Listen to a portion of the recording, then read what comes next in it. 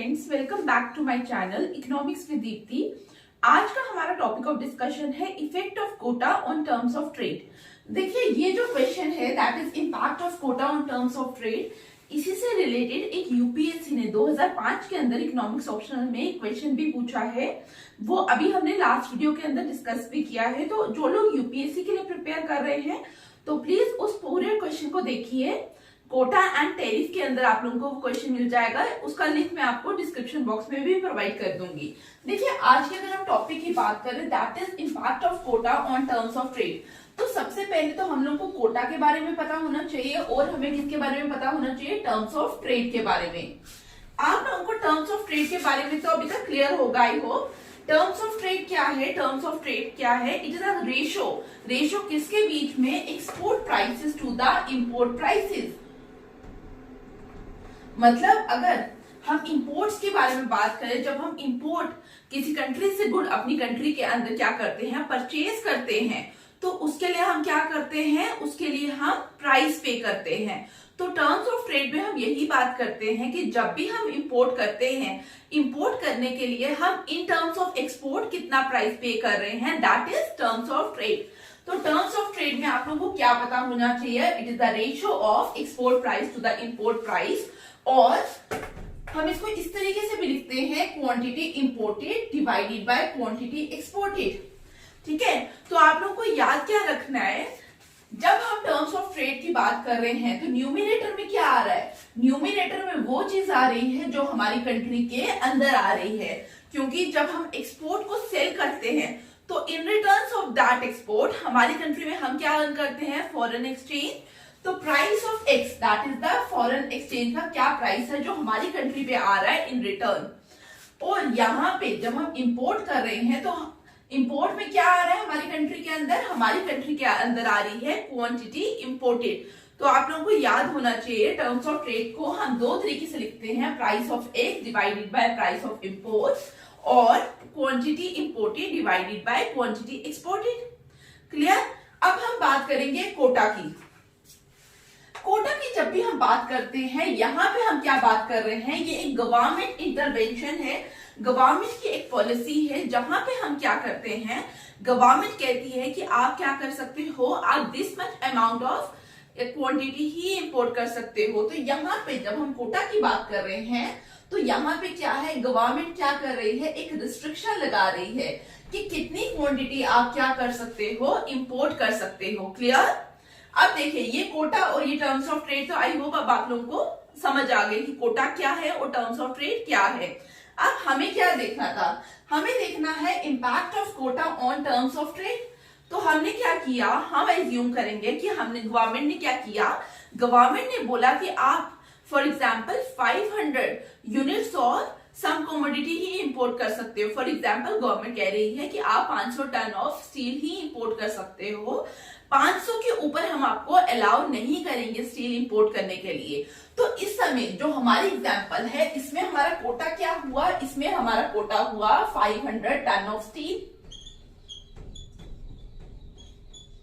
तो एग्जामिनर आपसे पूछ रहा है, जब गवर्नमेंट ने बोल दिया कि दिस इज द कोटा, तो उस समय टर्म्स ऑफ ट्रेड किस तरीके से रिएक्ट करेंगे, क्या टर्म्स ऑफ ट्रेड आपके वर्सन होंगे या टर्म्स ऑफ ट्रेड इंप्रूव होंगे। ठीक है, आपको ये बताना है बेसिकली कि टर्म्स ऑफ ट्रेड इस केस में हमारे इंप्रूव हो रहे हैं या वर्स ऑफ हो रहे हैं। क्लियर? अब देखिए, इसको हम एक डायग्राम से समझने की कोशिश करेंगे। डायग्राम हम लोग वही यूज कर रहे हैं जो हम लोग कहां पे यूज करते थे, जो हम लोग ऑफर कर्व टेक्निक पे यूज करते हैं, वही डायग्राम हम यूज कर रहे हैं।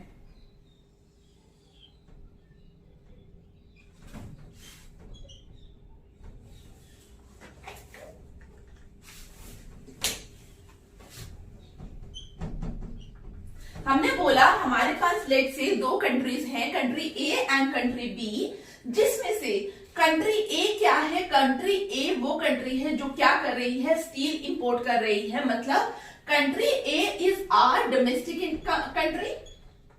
ठीक है, अगर हम इंडिया की बात करें, इंडियन गवर्नमेंट कोटा लगा रही है, इसका मतलब क्या है, कंट्री ए क्या होगी हमारे केस में, इट इज इंडिया जो क्या कर रही है, कोटा इंपोज कर रही है ऑन द इंपोर्ट जो कहां से आ रहे हैं, फ्रॉम कंट्री बी। क्लियर?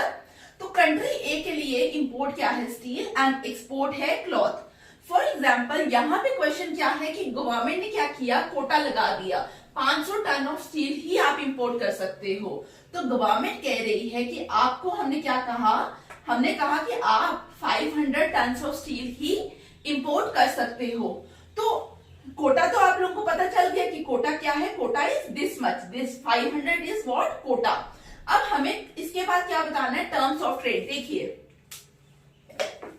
यहां पे अगर आप ध्यान से देखें तो इनिशियली हमारे टर्म्स ऑफ ट्रेड क्या थे, this OT1 is our terms of trade under free trade condition. जब कोई भी कोटा नहीं है तब हमारे जो टर्म्स ऑफ ट्रेड थे वो ये लाइन रिप्रेजेंट कर रही है। बट जैसे ही कोटा लगाया तो हमारा जो पॉइंट ऑफ एक्सचेंज था 1 अंडर फ्री ट्रेड, वो या तो ये पॉइंट हो सकता है दैट इज 2, या ये पॉइंट हो सकता है। इसका मतलब जब कोटा लगेगा तो आपके जो पॉइंट ऑफ एक्सचेंज है वो क्या करेगा, वो चेंज हो सकता है। जब आपका पॉइंट ऑफ एक्सचेंज 2 हो जाएगा, इसका मतलब देखिए हमारे टर्म्स ऑफ ट्रेड लाइन क्या बनेगी तब, OT2, और जब आपका पॉइंट ऑफ एक्सचेंज 3 हो जाएगा तब हमारी जो टर्म्स ऑफ ट्रेड लाइन है वो कितनी क्या हो जाएगी, OT3। तो देखिए इसका मतलब हमारे जो टर्म्स ऑफ ट्रेड है इट कैन ईदर इंप्रूव और इट कैन वर्सन, क्योंकि आप लोगों को पता है जब हमारी terms of trade line steeper होती है फॉर कंट्री ए, क्योंकि हमारी कंट्री ए के लिए अगर स्टीपर होगी इसका मतलब हमारे जो इंपोर्ट्स है वो बढ़ रहे हैं as compared to our exports. ठीक है, तो हमने देखा कि हमारी जब terms of trade line OT2 थी तब हमने क्या बोला कि हमारे यहाँ पे after quota terms of trade क्या हुए, इंप्रूव हुए। लेकिन वही जब terms of trade line OT1 से OT3 पे शिफ्ट हुई, हमने क्या बोला, हमने बोला टर्म्स ऑफ ट्रेड डिटेरियोरेट हो गए। अब ये हमने बोला कैसे, किस तरीके से हम इस कंक्लूजन में आए, अगर आप यहां ध्यान से देखेंगे, पहले हम लोग को क्या करना है, अगर मैं 2 और 3 को कंपेयर करूं,